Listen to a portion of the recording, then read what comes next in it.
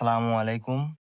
আজকে আমাদের প্রজেক্টে আমরা লাউ গাছের মাদার মধ্যে লাল শাক ১ম বীজ রোপণ করে দিচ্ছি। বীজ ছিটানোর মধ্যে যেহেতু ছোট বীজ সেহেতু হালকা একটু গুড়গুড়ে মাটি মিক্সড করে নিবেন। আর বীজ ছিটানোর উপযুক্ত সময় হচ্ছে আসর নামাজের পর থেকে রাত ৮টা পর্যন্ত। আজকে আমরা লাল শাকের বীজ আমাদের বেডের নিচ দিয়ে দিয়ে দিচ্ছি। কারণ লাউ গাছ উঠতে উঠতে আমরা ট্রাই করব আমরা এখন মূলা শাকটা বুনে দেবো। এই বেডটা তৈরি করেছি মূলা শাকের জন্য। এটা হচ্ছে মূলা শাক। এটা এটাও আজকে দিয়ে দেবো। দ্বিতীয় ধাপে আমরা মূলা শাক আমাদের বেডে ছিটায় দিচ্ছি।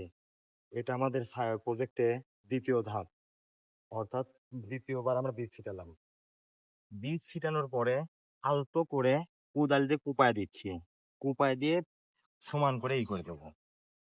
লাল শাকের পর আমরা মূলা শাকের বেডটাও আমরা আলতোভাবে কুপায়ে সমান করে দিচ্ছি, যাতে বীজগুলো মাটির নিচে প্রবেশ করে। আমাদের ভিডিও যদি আপনাদের ভালো লেগে থাকে তাহলে লাইক, কমেন্ট, শেয়ার এবং ফলো দিয়ে আমাদের পাশে থাকবেন।